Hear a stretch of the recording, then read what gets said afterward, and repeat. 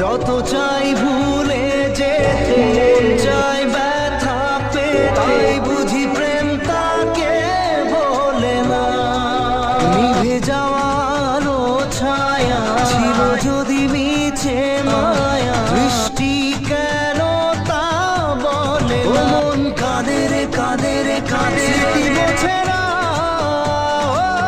মৃত্যুর ঠিক আগে অনেক শাবনূরকে এমন কি কথা বলেছিল যা শুনে অস্ট্রেলিয়ায় বসে হাউমাউ করে কাঁদছিলেন ঢালিউডের জনপ্রিয় নায়িকা শাবনূর? ফেসবুক লাইভে এসে কেন তিনি এতটা কান্নায় ভেঙে পড়েছিলেন?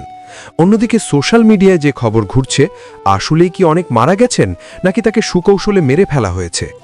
আজ আমরা জানব এই ভয়ঙ্কর গুজব এবং রহস্যের পেছনের আসল সত্য। দর্শক, আপনারা জানেন 2020 সালে শাবনূর এবং অনিকের ডিভোর্স হয়ে যায়। এরপর থেকে শাবনূর ছেলেকে নিয়ে অস্ট্রেলিয়ায় বসবাস করছেন।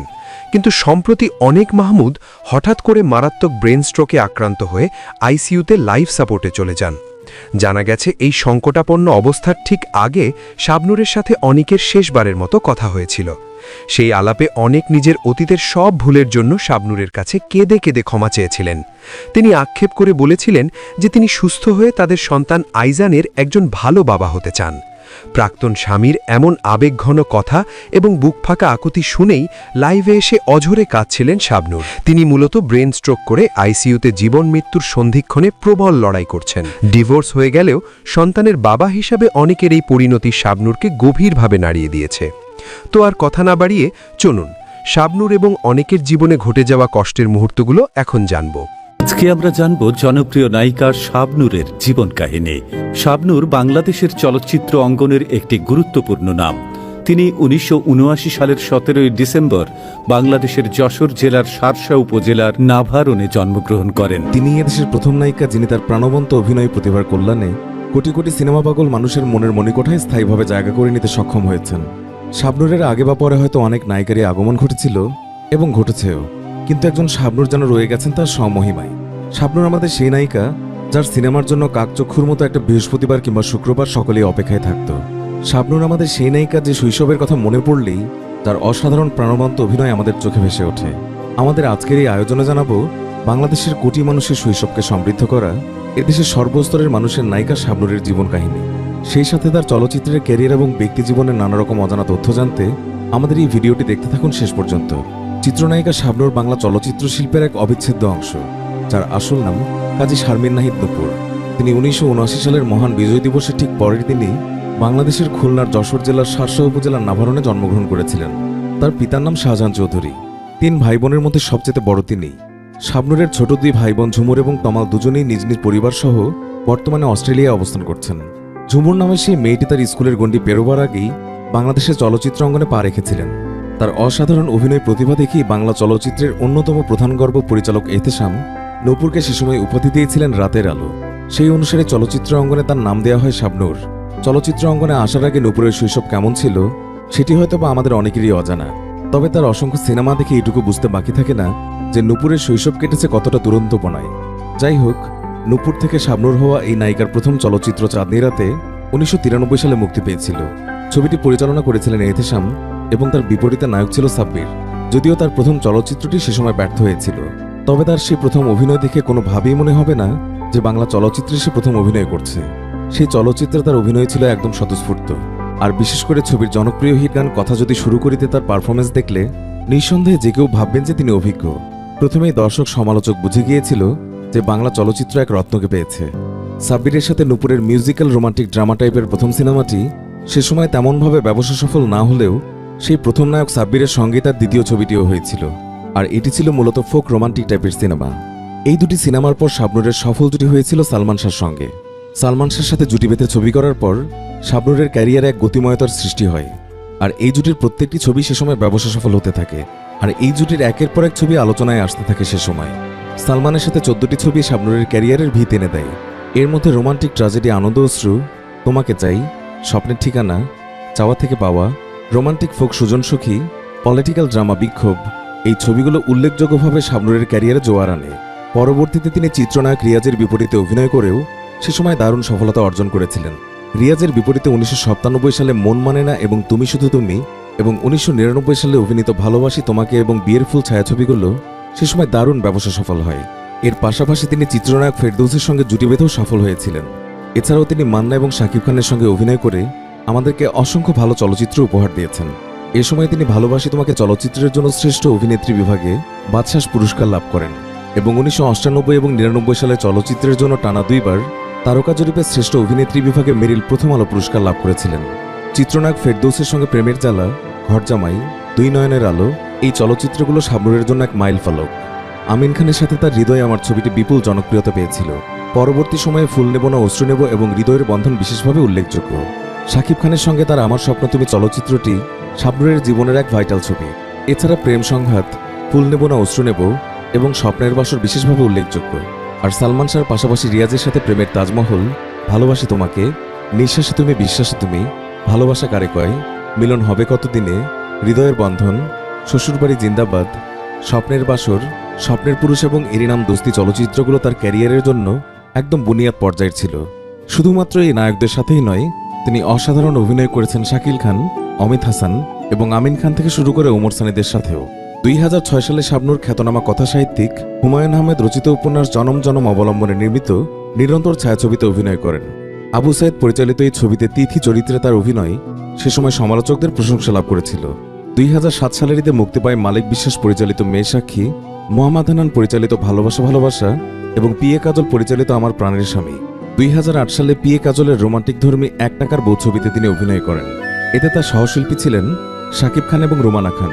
2009 সালে রিয়াজের বিপরীতে মমতাজুর রহমান আকবর পরিচালিত তুমি আমার স্বামী, এটিএম শামসুজ্জামান পরিচালিত এবাদত, আব্দুল মানান পরিচালিত মন বসে না পড়ার টেবিলে, শাকিব খানের বিপরীতে পি এ কাজল পরিচালিত স্বামী স্ত্রীর ওয়াদা এবং শাহ মোহাম্মদ সংগ্রাম পরিচালিত বলবো কথা বাসরাতে চলচ্চিত্রে তিনি অসামান্য অভিনয় করেছিলেন। 2007 থেকে 2009 3 বছর যথাক্রমে আমার প্রাণের স্বামী, এক টাকার বউ এবং বলবো কথা বাসর ঘরে চলচ্চিত্রের জন্য টানা 3 বার দর্শক জরিপে শ্রেষ্ঠ চলচ্চিত্র অভিনেত্রীর জন্য মেরিল প্রথম আলো পুরস্কার জিতে নিয়েছিলেন। অফ ট্র্যাকের পাশাপাশি সাহিত্যভিত্তিক ছবিতে শাবনূর সত্যি অপ্রতিদ্বন্দ্বী একজন নায়িকা। হুমায়ুন আহমেদের জনম জনম উপন্যাস নিয়ে নির্মিত নিরন্তর ছবিতে শাবনূরের অভিনয় তার ক্যারিয়ারের অন্যতম সেরা একটি ছবি। আহমেদ সফার ওঙ্কার উপন্যাস থেকে নির্মিত বাংলা ছবিতে তিনি একজন বোবা মেয়ের চরিত্রে অভিনয় করে দর্শক মহলে ব্যাপকভাবে প্রশংসিত হয়েছিলেন। আমজাদ হোসেনের উপন্যাস থেকে নির্মিত কাল সকালে চলচ্চিত্রটিতে শাবনূর দুর্দান্ত অভিনয় করেছিলেন। এছাড়া মোল্লাবাড়ির বউ, 403 ঘর এই সিনেমা দুটি তার ক্যারিয়ারের জন্য দুটি বিশেষ মাইল ফলক। 2010 সালের পর শাবনূরের শরীরের ওজন বেড়ে যাওয়ার পরেও তিনি ছিলেন সমান জনপ্রিয়। শাবনূর 2010 সালে অভিনয় করেছেন মমতাজুর রহমান আকবর পরিচালিত এভাবেই ভালোবাসা হয়, মোহাম্মদ হানান পরিচালিত চাঁদের মতো বউ, মোস্তাফিজুর রহমান মানিক পরিচালিত মন ছুঁয়েছে মন, চন্দন চৌধুরী পরিচালিত ভালোবেসে বউ আনবো এবং বি আর চৌধুরী পরিচালিত বধূ তুমিকার ছায়াছবিতে।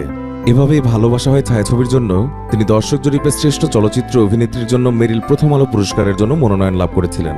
শাবনূর 2005 সালে দুই নয়নের আলো ছবির জন্য শ্রেষ্ঠ অভিনেত্রী হিসেবে জাতীয় চলচ্চিত্র পুরস্কার পেয়েছিলেন। সর্বোচ্চ 10 বার মেরিল প্রথম আলো পুরস্কার পাওয়ার রেকর্ডটি এখন পর্যন্ত তারই। শাবনূর ভালোবাসা কয় চলচ্চিত্রের জন্য পিএফপিডিএ পুরস্কার পেয়েছিলেন। শাবনূর জাতীয় চলচ্চিত্র পুরস্কার অন্তত 4-5টি পেতে পারতেন তার অন্যান্য অভিনয়ে সমৃদ্ধ চলচ্চিত্রের জন্য।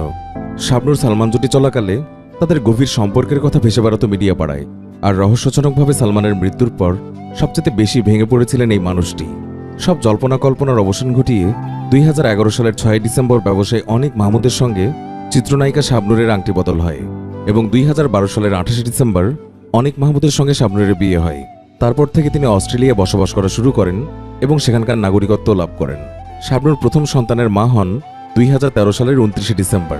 তার ছেলের নাম আইজান নিহান। শাবনূরের প্রভাব ছিল সত্যি দুরন্ত। একসময় ছবি মুক্তির পর ছবির ক্রেডিট শাবনূরের দিকেই যেত, আর সেটা ছিল তার অভিনয় গুণে। এজন্য রিয়াজ একসময় তার সঙ্গে ছবি না করার ঘোষণাও দিয়েছিলেন। আজকে ঢালিউড শীর্ষনায়ক শাকিব খানের ক্যারিয়ারে এই শাবনূরই ছিল তার টার্নিং পয়েন্ট। তার সাথে আমার স্বপ্ন তুমি চলচ্চিত্রের পরেই শাকিব খানের ক্যারিয়ারে সত্যি মোড় ঘুরে যায়। শাবনূর সত্যি একজন বিশুদ্ধ অভিনেত্রী।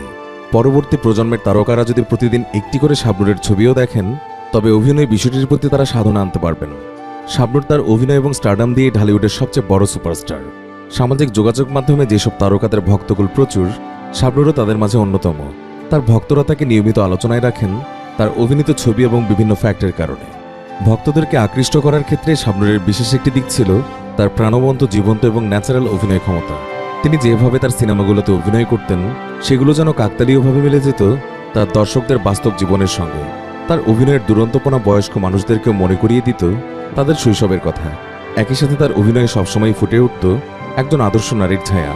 সে কারণেই একজন শাবনূরের সিনেমা থেকে শেখার মতো অনেক কিছুই ছিল। শাবনূর একটা আফসোসের নামও। তার চলচ্চিত্রের ক্যারিয়ার আরও লম্বা হওয়ার কথা ছিল।